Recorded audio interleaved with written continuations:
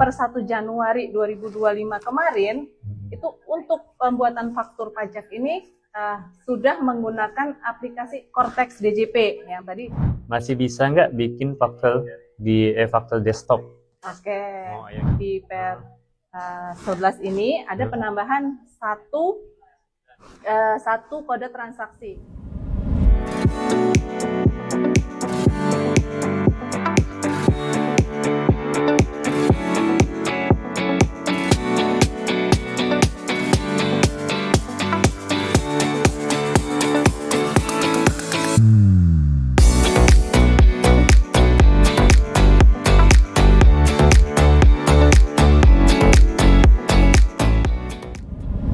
Assalamualaikum warahmatullahi wabarakatuh.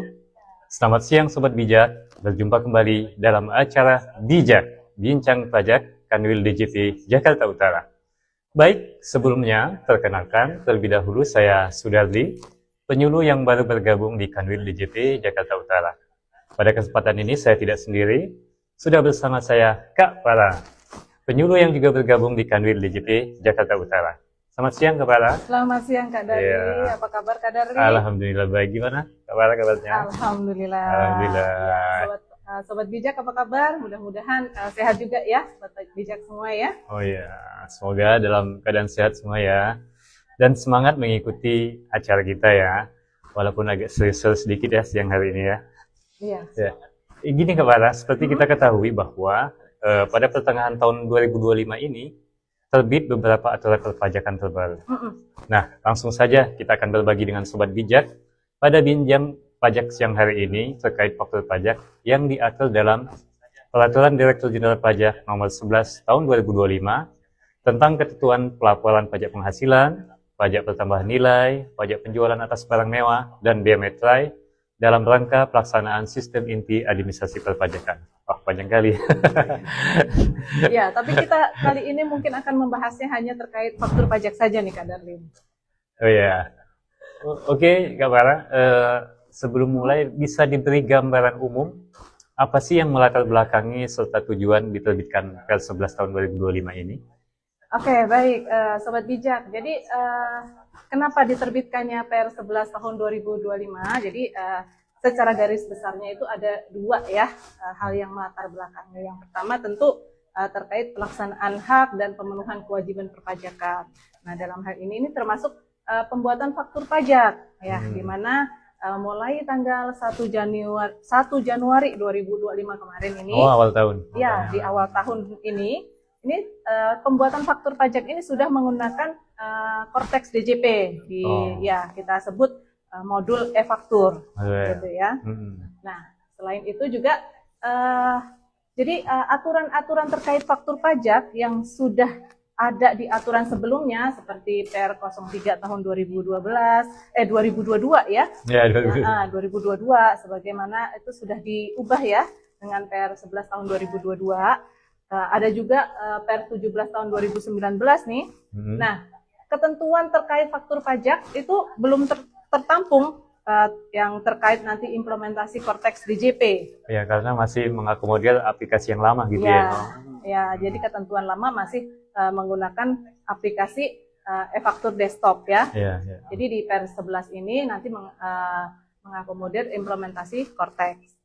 Nah, untuk tujuan kenapa diterbitkan Per 11 ini yang pasti ya, itu untuk memberikan kepastian hukum.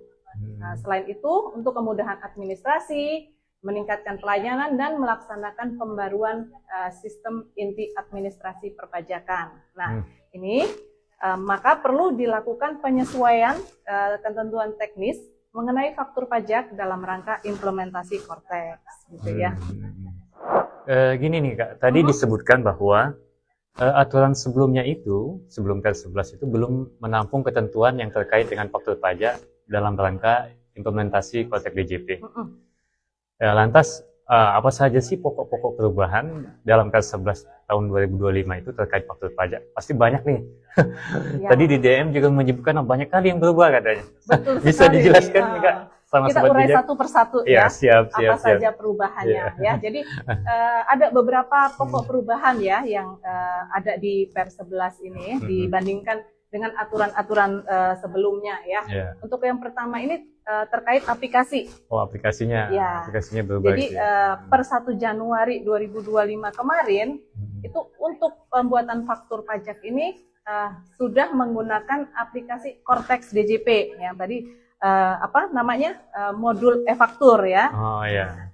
Nah, di mana sebelumnya itu pembuatan faktur pajak masih menggunakan e-faktur desktop. Ya. Nah, selain e-faktur desktop ada juga aplikasi e-faktur VAT refund for tourist untuk PKP toko retail ya. Oh iya, iya. Oh iya. Nah, tapi jangan khawatir nih Kak Darlik dan Sobat Bijak nih ya. Untuk aplikasi e-faktur desktop ini nanti masih bisa digunakan oleh PKP untuk membuat faktur pajak keluaran. Oh, tetap bisa digunakan ya Kak ya? Betul sekali. Jadi dua-duanya masih bisa digunakan. Jadi e-faktur aplikasi e-faktur desktop dan juga Cortex ya bisa digunakan untuk membuat faktur pajak keluaran. Tapi hanya untuk faktur pajak keluaran nih aplikasi legacy digunakan. Gitu ya. Nah, selanjutnya terkait pembuatan faktur pajak ini kan yang bisa membuat ini hanya wajib pajak yang sudah dikukuhkan sebagai PKP. Oh ya. Ya, jadi kalau belum dikukuhkan belum bisa ya? Belum bisa. Jadi untuk membuat faktur pajak ini, PKP ini harus sudah memiliki sertifikat elektronik atau kode otorisasi. Oh ya. Nah, selain memiliki sertifikat elektronik atau kode otorisasi tersebut tadi, ini PKP juga harus memiliki akses pembuatan faktur pajak.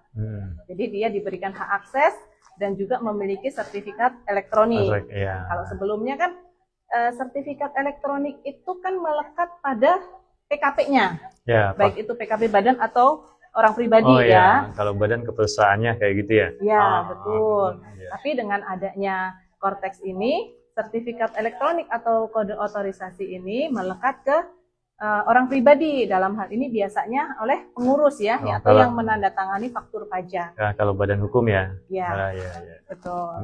Nah, tapi sertifikat elektronik ini yang bisa digunakan ini tidak hanya satu. Banyak pilihan. Banyak pilihannya. Oh, ya, apa aja tuh, Kak? Nah, untuk sertifikat elektronik ini bisa menggunakan Privy ID, ya kan? Kemudian VIDA, kemudian DigiSign, ada juga Peruri, dan yang lebih sering familiar kita ya, BSRE. Balai Sertifikasi Elektronik. Iya, ini yang paling umum ya. Ya, yang paling umum digunakan itu BSRE. Tapi DJP juga menerbitkan sertifikat elektronik yang tidak tersertifikasi nih. Oh, apa itu sertifikat yang tidak tersertifikasi? Ya, kita biasa menyebutnya kode otorisasi DJP. Oh, itu ya. Kode DJP. Ya, itu. Jadi pembuatan faktur pajak keluaran, ini Kak perlu penegasan ya, biar sobat bijak nggak salah paham lagi. Jadi pembuatan faktur pajak keluaran selain menggunakan Cortex masih bisa diakomodir dengan aplikasi e-faktur desktop ya Kak? Betul sekali. Oh ya. Tadi kalau nggak salah udah disebutin 2 perubahan nih Kak. Iya. Terkait dengan aplikasinya, kemudian syarat PKP-nya apa, terus apa lagi nih perubahannya Kak? Nah, tadi sudah ada 2 perubahan, berarti ini perubahan yang ketiga ya. Iya. Nah, untuk perubahan ketiga ini terkait dengan alamat tempat kegiatan usaha nih Kak Darli. Oh, oke. Jadi pengisian alamat tempat kegiatan usaha ini nanti bisa mandatori atau bisa juga opsional, baik itu digunakan oleh PKP penjual yang menyerahkan barang kena pajak ataupun jasa kena pajak, maupun pembeli ya. Kalau pembeli nggak harus PKP ya, maupun pembeli yang menerima BKP atau JKP. Nah, sebelumnya ini yang diatur itu hanya wajib untuk pembeli di kawasan atau daerah tertentu yang mendapat fasilitas. Nah, hanya pembeli ya? Ya, hanya pembeli di kawasan atau tempat tertentu yang berfasilitas. Ini seperti kawasan bebas, terus gudang berikat, kawasan berikat, seperti itu. Nah, kita bagi jadi 2 besar ya, dari sisi identitas PKP penjual, nanti juga identitas pembelinya. Tuh, nah, kalau dari identitas PKP penjual, nanti ada 2 identitas, yaitu identitas utama ada juga identitas tambahan Ya. untuk alamat tempat kegiatan usahanya atau NITU-nya. Oh, Ya, jadi identitas utama ini wajib atau mandatori ya? harus diisi ya, Ya, harus diisi ya. diisi sesuai dengan nama, alamat, dan NPWP tempat pengukuhan PKP itu diadministrasikan dalam sistem administrasi DJP. Nah, yang kedua ada identitas tambahan. Nah, ini untuk identitas tambahan ini wajib diisi bagi PKP toko retail atas penyerahan BKP kepada turis asing nih. Yang dulu VAT refund itu ya. Iya, iya. Nah, turis asing tersebut telah menunjukkan atau memberitahukan paspor luar negerinya. Makanya bersifat ini wajib atau mandatori. Nah, sedangkan untuk PKP selain PKP toko retail ini nanti sifatnya optional. Wah, pilihan ya? Ya, pilihan. Mau dicantumkan atau tidak identitas ya, tambahannya. Betul sekali. Oh, ya, gitu ya. Nah, kalau tadi terkait penjualnya, sekarang kita terkait pembelinya. Oke. Di Kortex ini ada identitas umum dan identitas khusus kalau untuk pembelinya. Oh ya, untuk pembeli. Ya, itu untuk alamat tempat kegiatan usaha atau NITU ini, identitas umum ini nanti mencakup sama seperti tadi di identitas pembelinya. Utama ya, kalau di penjualan. Utama, ya. Itu nanti mencakup nama, alamat, NPWP, atau NIK, atau nomor paspor. Dan ini nanti itu wajib ya? diisi. Wajib diisi ya? Betul sekali. Nah, untuk identitas khusus ini diisi alamat tempat kegiatan usaha yang menerima BKP dan atau JKP ini wajib juga diisi. Nah, tapi dengan kondisi nih, jika BKP atau JKP tersebut dikirimkan atau diserahkan ke tempat lain kegiatan usahanya, selain kegiatan usahanya ini yang berada di kawasan tertentu yang mendapat fasilitas PPN tidak dipungut, ini berbeda dengan tempat tinggal atau kedudukan pembeli BKP atau penerima JKP. Oh ya, berbeda alamatnya ya, jadi antara gini, tempat PKP-nya dengan tempat penyerahannya gitu ya. Ya, jadi gini, misal pembelinya ini alamat di yang terdaftar ini ada di Jakarta. Nah, tapi mungkin cabangnya ada di Batam. Nah, barangnya dikirim ke Batam, gitu loh. Iya, jadi dia harus buat identitas khusus gitu ya. Harus mengisi identitas tempat penerimaan itu. Tadi kan dikirim ke tempat kedudukannya berbeda. Nah, satu lagi ini di penyerahan BKP atau JKP tadi merupakan penyerahan yang mendapat fasilitas PPN. Atau PPNBM tidak dipungut, itu harus identitasnya itu harus diisi. Mandatorin ya. Pokoknya kalau dia penyerahannya mendapat fasilitas, wajib membuat identitas khusus gitu. Betul. Ya. Kita lanjut Kak. Jadi tadi kan untuk alamat kegiatan usaha di dalam PL 11 ini lebih diperjelas ya. Iya, betul sekali. Jadi untuk penjual itu ada identitas utama dan identitas tambahan. Di mana identitas utama itu yang mandatori atau yang wajib diisi. Kemudian untuk pembeli ada identitas umum dan ada identitas khusus ya. Yang umum itu mandatori, yang khusus terkait dengan transaksi tertentu. Kayak mendapat fasilitas, penjelasan di kawasan tertentu gitu ya. Oke, selanjutnya apa lagi nih Kak pokok perubahannya terkait faktur pajak ini? Oke, selanjutnya itu perubahan selanjutnya itu terkait kode transaksi. Oh, kode ya, kode transaksi. Tadinya kan kode transaksi ini ada 9 ya. 9, 01 sampai 09. Sebelumnya 9 gitu. Ya. Jadi berubah. Di PL 11 ini ada penambahan satu kode transaksi. Ya, jadi ada penambahan kode transaksi 10 untuk penyerahan lainnya yang PPN atau PPNBM-nya itu dipungut oleh PKP yang menyerahkan BKP atau JKP. Jadi yang di aturan sebelumnya itu kode transaksi 06 sekarang menjadi menjadi kode transaksi 10 gitu. 06 itu sebelumnya apa? Penyerahan lainnya ya? Penyerahan lainnya. Jadi nanti 06 digunakan untuk penyerahan yang lain lah, nanti kita bahas selanjutnya ya. Nah, jadi untuk kode transaksi ini jadi menjadi 10 dan ini akan merubah jumlah digit nomor seri faktur pajak. Oh, Ya. karena ada tambahan kode transaksi. Ya. Ya, semula kalau nggak salah 16 ya, 16 Ya, digit gitu 16 ya. digit.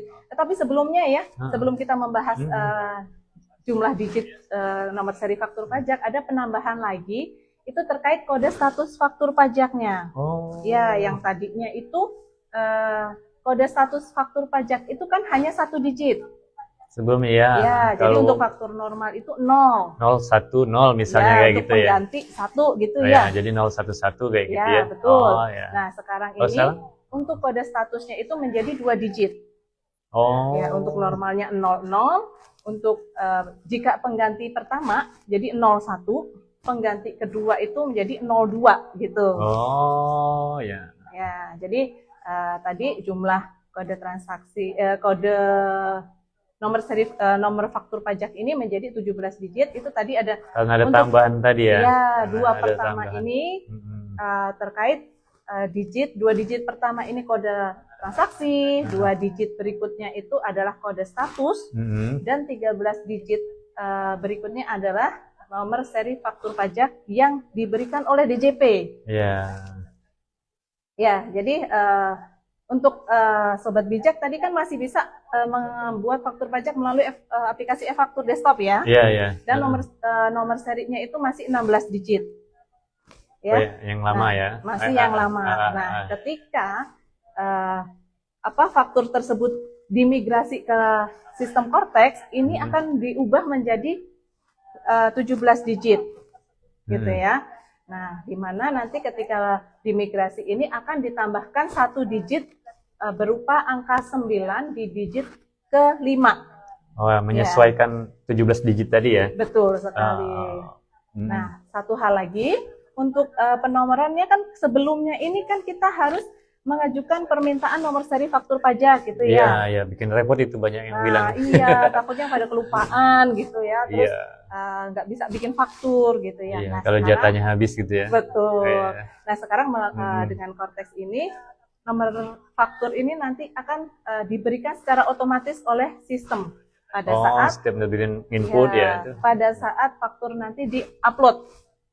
Gitu. Ya, otomatis jadi, dapat nomor dari sistem gitu ya. Kalau kita terbiasa tergenerate oleh sistem gitu ya. Sistem, ya. Gitu. Okay. Mungkin untuk Sobat Bijak yang tidak sempat melakukan upload di tanggal 15, tanggal berikutnya, masih diberikan perpanjangan waktu selama 5 hari sampai dengan tanggal 20 bulan berikutnya. Ini terkait dengan tanggal upload nih Kak. Terkait dengan tanggal upload, kalau di sebelumnya itu kan kita harus mengupload faktur pajak itu paling lambat tanggal 15. Betul sekali. Tanggal 15 bulan berikutnya. Di per 15 ini isunya diperpanjang ya Kak? Diperpanjang jadi tanggal 20 gitu. Bisa dijelaskan Kak? Iya. Jadi dulu kan waktu awal-awal gitu kan saat implementasi Cortex, Sobat Bijak pasti banyak yang upload melebihi tanggal 15 dan itu berhasil gitu. Tapi kadang ada yang merasa gak yakin gitu. Jadi Sobat Bijak jangan khawatir. Jadi di per 11 ini sudah ditegaskan bahwa batas upload ya, batas waktu upload faktur pajak itu yang semula tanggal 15 bulan berikutnya sejak penerbitan ya, itu diperpanjang menjadi tanggal 20 bulan berikutnya sejak tanggal pembuatan faktur pajak. Oh, ada tambahan 5 hari ya. Betul. Tapi ya kalau kita sarankan jangan terlalu mepet ya. Takutnya sistemnya atau servernya lagi error atau gimana, jadinya nanti malah jadi telat juga gitu. Iya. Walaupun diperpanjang, tetap jangan mepet-mepet ya, Sobat Bijak ya. Oke.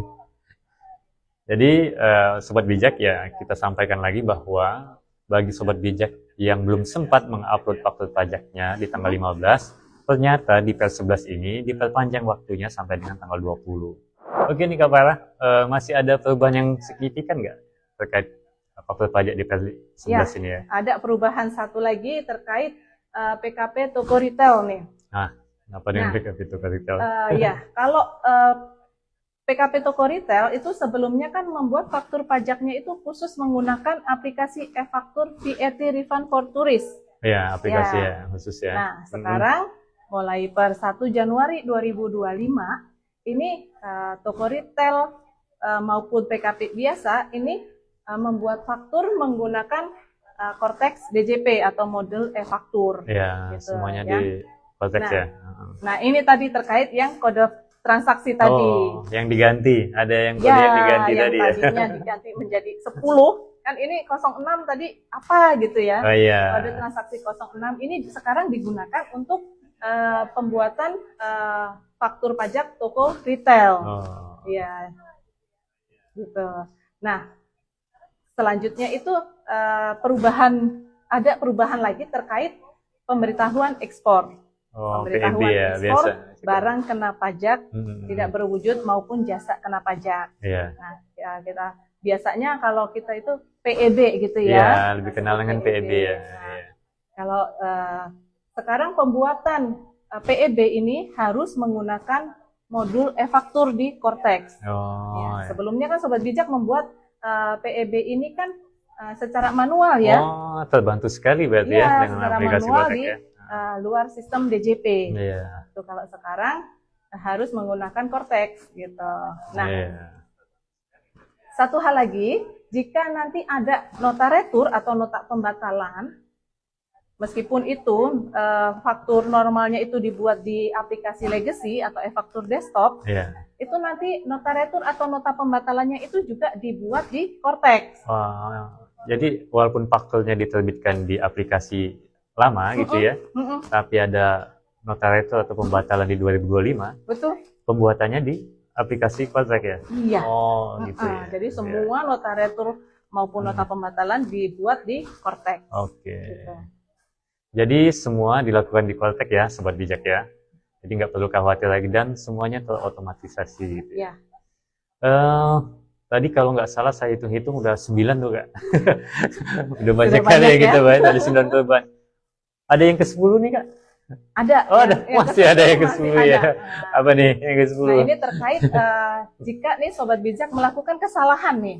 Waduh, ini Tapi yang perlu kesalahan- diperhatikan ya. betul. Tapi kesalahannya ini khusus untuk pengisian identitas pembeli. Oh, kayak nama, NPWP gitu ya? Iya, betul. Oh. Terkait kesalahan pengisian Hmm. identitas pembeli yaitu nama ataupun NPWP itu Hmm. nanti tidak dapat dibuat faktur pajak pengganti. Oh, nggak bisa cuma diganti gitu aja Nggak namanya bisa, gitu ya? Iya, jadi harus dilakukan pembatalan. Gitu. Faktur- Selanjutnya itu harus dibuat faktur pajak baru Oh, dengan no. mencantumkan identitas pembeli yang benar. Oh, Ya, oke, jadi oke. Kan sebelumnya sebenarnya ya secara aplikasi memang untuk kesalahan pengisian identitas pembeli memang sudah tidak bisa dilakukan faktur pajak pengganti. Oh, sebelumnya memang sudah diatur kayak gitu ya? Secara aplikasi memang sudah Secara- tidak bisa. Secara aplikasi nggak Ya, bisa. Tapi peraturannya belum ada nih. Oh, jadi di pers 11 ini ditegasin lagi ya? Ditegaskan, Oh, gitu. payung hukumnya. Payung gitu. hukumnya sudah ada, jadi Oke, menjadi oke. dasar hukum ya. Ya, Ya, jadi jangan sampai terjadi kesalahan. Kita harapkan ya, kita inginkan itu Sobat Bijak lebih teliti lagi nih dalam membuat faktur pajak. Karena ketika terjadi kesalahan kan harus melakukan pembatalan dan membuat faktur pajak baru nih ya. Iya. Nah, ya kalau masih dalam bulan yang sama, kalau tiba-tiba terlihatnya berapa bulan kemudian, ini konsekuensinya berarti terlambat menerbitkan faktur pajak. Oh iya, Iya bisa kan? kena sanksi berarti. Kena sanksi. Waduh, hati-hati nih Sobat Bijak. Iya, betul Jangan sekali. sampai ya salah Ah. identitas dalam menerbitkan faktur ya. Itu Iya. konsekuensinya kena sanksi gitu ya. Sayang Iya. sekali ya.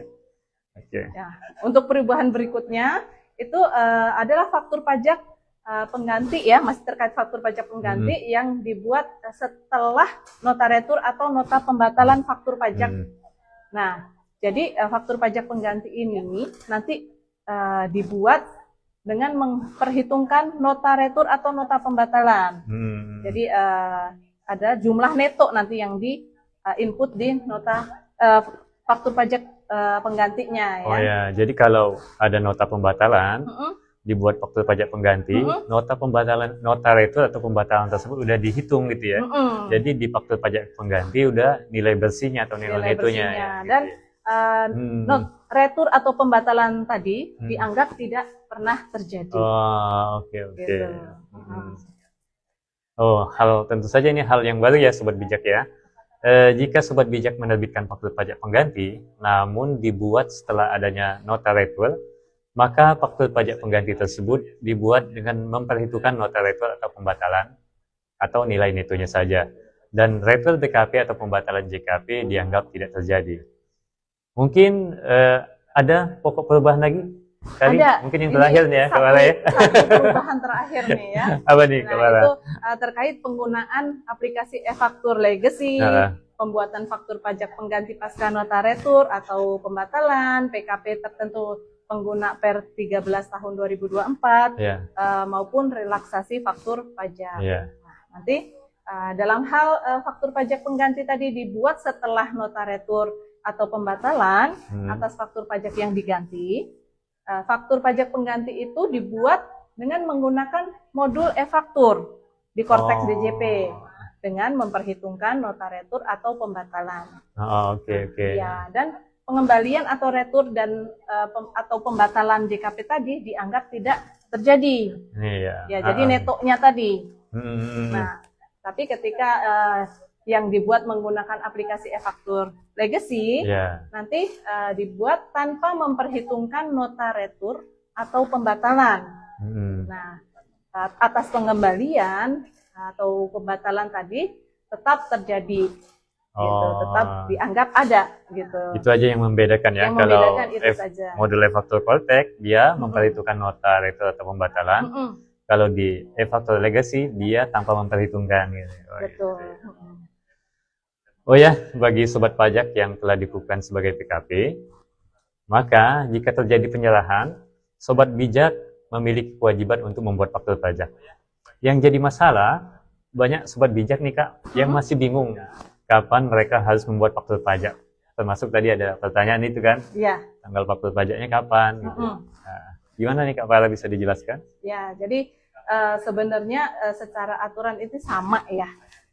Seperti aturan sebelumnya, tapi di Per 11 ini lebih diatur kapan saat pembuatan faktur pajak. Mungkin lebih didetailkan ya. Ya, jadi ketika barang ataupun jasa diserahkan, meskipun belum ada pembayaran yang masuk nih, itu saat itulah, saat penyerahan barang atau pengiriman barang itu, PKP harus membuat faktur pajak. Walaupun belum dibayar nih? Belum dibayar, tapi sudah menyerahkan barang. Barangnya udah diterima, belum dibayar, faktur pajak tetap dibuat? Ya, betul sekali. Nah, ada lagi saat ketika uang sudah diterima, baik itu diterima secara langsung maupun melalui transfer, tapi barang belum diserahkan atau dikirim. Nah, saat penerimaan uang itu, PKP wajib juga membuat faktur pajak. Gitu. Nah, selanjutnya ini terkait yang pembayaran secara termin. Bertahap ya? Yang pembayaran bertahap, kayak kontraktual gitu ya? Ketika penyerahan BKP atau JKP secara bertahap atau termin, maka saat penerimaan pembayaran termin ya, ini saat penerimaan pembayaran termin, maka saat itulah harus dibuatkan faktur pajak. Setiap pembayaran ya dibuatkan faktur pajak gitu ya? Ya. Nah, selanjutnya saat ekspor.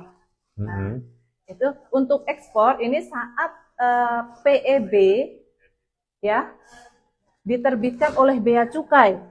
Nah, saat itulah wajib pajak harus membuat faktur pajak. Gitu. Jadi tadi ada beberapa kondisi ya. Jadi semua sudah diatur di Per 11. Nah, satu hal lagi yang aturannya ini belum ada nih. Kita tunggu aturannya. Ini terkait saat lain yang diatur oleh Peraturan Menteri Keuangan tersendiri. Di luar kondisi di atas tadi ya. Betul. Oke. Lengkap sekali ya yang diatur di Per 11 ini ya Kak ya. Jika ada sobat bijak yang jika sobat bijak ada yang memiliki beberapa transaksi pada pembeli, namun waktu transaksinya tidak sama, bagaimana nih Kak? Misalnya pembeli A beli di PKP B gitu ya. Dalam 1 bulan dia belinya bisa beberapa kali atas transaksi yang sama gitu. Ya. Itu gimana faktur pajaknya, Kak? Ya, jadi ketika Sobat Bijak melakukan lebih dari 1 transaksi ya. Iya. Nah, transaksi misal yang sama. beberapa kali, tapi dengan kode transaksi yang sama nih, transaksi yang sama dengan lawan transaksinya sama, gitu ya. Misal kode transaksinya 04, lawan transaksinya A, gitu ya. Itu sudah dilakukan selama 10 atau 15 kali dalam 1 bulan. Maka penjual ini dapat membuat faktur pajak gabungan. Gitu. Dibikin aja faktur pajak gabungannya gitu ya. Untuk membuat faktur pajak gabungan ini tidak serta-merta ya. Harus memenuhi persyaratan gitu ya. Nah, nanti untuk 1 faktur pajak nih, itu dibuat dengan kode transaksi yang sama. Nah, ini 1 faktur pajak ini meliputi seluruh penyerahan yang dilakukan oleh yang dilakukan kepada pembeli BKP atau JKP selama 1 bulan kalender. Gitu. Nah, faktur pajak gabungan ini nanti dibuat paling lambat akhir bulan penyerahan BKP atau JKP. Di akhir bulan ya? Di akhir bulan. Terbitkannya ya. Nah, dalam hal terdapat pembayaran ini baik sebagian maupun seluruhnya sebelum penyerahan BKP dan atau JKP diterima dalam bulan penyerahan. Nah, faktur pajak gabungan ini tetap dibuat di akhir bulan penyerahan BKP atau JKP. Oh ya. Gitu. Walaupun sudah dibayar nih, kita ketika transaksi udah dibayar, tetap aja bisa dibuat faktur pajak gabungannya di akhir bulan gitu. Nah, satu lagi dalam hal PKP menyerahkan BKP atau JKP yang wajib dibuat faktur pajak dengan menggunakan lebih dari 1 kode transaksi nih. Meskipun pembelinya sama, misal dengan 2 kode transaksi atas pembeli A, itu faktur pajak gabungan ini tetap dibuat atas menggunakan 2 faktur karena kode transaksinya berbeda. Gitu. Jadi dibuat untuk tiap-tiap kode transaksi. Iya. Misal tetap pembelinya 1, tapi misalnya ada 2 jenis transaksi gitu ya. Itu faktur pajak gabungannya dibuat 2 gitu ya, Kak ya. Iya, betul sekali. Nah, satu hal lagi yang harus diperhatikan oleh Sobat Bijak nih. Masih terkait faktur pajak gabungan tadi ya. Nah, faktur pajak gabungan ini tidak dapat dibuat atas penyerahan BKP atau JKP yang mendapat fasilitas PPN atau PPNBM yang tidak dipungut sesuai dengan ketentuan yang mengatur mengenai penyerahan BKP atau JKP ke dan dari kawasan atau tempat tertentu. Kalau klaster ini ya tidak bisa ya dibuat faktur pajak gabungan, harus per setiap transaksi gitu ya. Jadi untuk penyerahan yang dari atau ke kawasan atau tempat tertentu, kawasan berikat, gudang berikat, itu meskipun itu atas transaksi yang sama, pembeli yang sama, itu tidak dapat dibuat faktur pajak gabungan.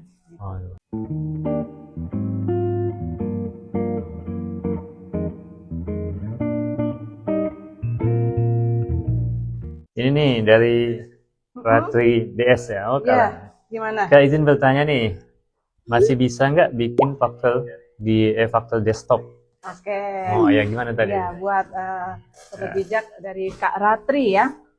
Jadi sampai saat ini itu untuk pembuatan faktur pajak keluaran itu masih diakomodir ya melalui aplikasi e-faktur desktop, tapi hanya faktur pajak keluaran. Faktur pajak masukan tetap di pengkreditannya melalui Kortex DJP gitu ya. Mungkin bisa ditegaskan lagi ya Sobat Bijak. Jadi tetap bisa menggunakan e-faktur desktop terkait dengan penerbitan faktur pajaknya ya. Namun dalam pengkreditan pajak masukan harus menggunakan aplikasi Kortex ya gitu ya. Betul sekali. Apakah faktur pajak dibuat harga barang 80.000 plus PPN biar bisa dibuat faktur pajak untuk DPP dan pelunasan biar nanti jadi habis atau gimana? Mungkin dengan faktur uang muka mungkin. Ketika membuat faktur pajak dengan adanya faktur uang muka mungkin. Atau bisa kalau dengan faktur uang muka nanti ketika membuat faktur pajak tinggal dicentang itu uang muka. Jadi nanti nilai transaksinya berapa, nanti ada di bawah ini Oh, uang mukanya berapa. Kayak uang muka pembelian gitu ya. Ketika nanti misal ada, ini bisa jadi termin juga. Nah, ketika pembayaran kedua kita juga buat uang muka juga, nanti sisanya berapa. Tapi ketika membuat kedua atau nanti pelunasan, ini kita harus menginput nomor faktur uang mukanya yang pertama tadi. Jadi bisa ngeling gitu. Oh, ya. Semoga menjawab ya, Pak Cahya ya. Kakak mau nanya dong, bedanya tanggal faktur pajak sama tanggal upload apa ya, Kak? Gimana nih? Ya, bedanya tanggal faktur sama tanggal upload. Jadi tanggal upload ya kalau mungkin sekarang tanggal upload ya. Ya. Jadi tanggal faktur itu adalah tanggal ketika kita menginput atau membuat faktur pajak. Wow, tanggal input ya? Tanggal input. Dan itu yang akan digunakan tanggal fakturnya itu tanggal berapa. Ya, oke. Untuk tanggal upload itu tanggal di saat kita mengunggah faktur pajak tersebut ke sistem dan untuk memperoleh persetujuan dari DJP. Gitu. Jadi misal tanggal fakturnya tanggal 30 Agustus gitu ya. Nah, tanggal uploadnya kan paling lambat tanggal 20 September ya. Gitu. Jadi masih ada perbedaan. Tapi yang digunakan adalah tanggal ketika kita menginputnya ke Cortex gitu. Ya, tanggal formalnya itu tanggal input ya, tanggal faktur berarti ya.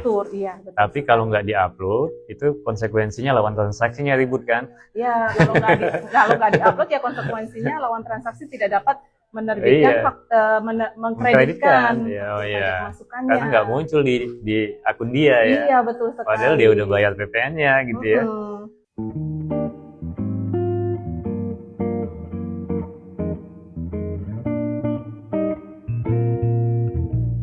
Nah, Sobat Bijak, sebenarnya masih banyak sekali yang diatur di Pers 11 tahun 2025 terkait faktur pajak. Tapi karena keterbatasan waktu juga yang tidak memungkinkan kita untuk membahas semuanya, Insya Allah kita akan lanjutkan di episode berikutnya. Betul. Terima kasih kami aturkan kepada Sobat Bijak yang sudah memberikan atensinya. Terima kasih sudah meluangkan waktunya untuk bersedia bergabung di Bincang Pajak hari ini. Semoga apa yang kami sampaikan dapat bermanfaat bagi Sobat Bijak. Dan jika terdapat kendala atau pertanyaan terkait Cortex atau materi perpajakan lainnya, jangan sungkan untuk menghubungi kami melalui DM Instagram Kanwil DJP Jakarta Utara di @pajakjakut atau ke rekening pajak 1.500-200. Dan jangan lupa follow akun medsos Kanwil DJP Jakarta Utara. Terima kasih dan sampai jumpa di Bincang Pajak berikutnya. Pajak tumbuh, Indonesia tangguh. Assalamualaikum warahmatullahi wabarakatuh. Bye.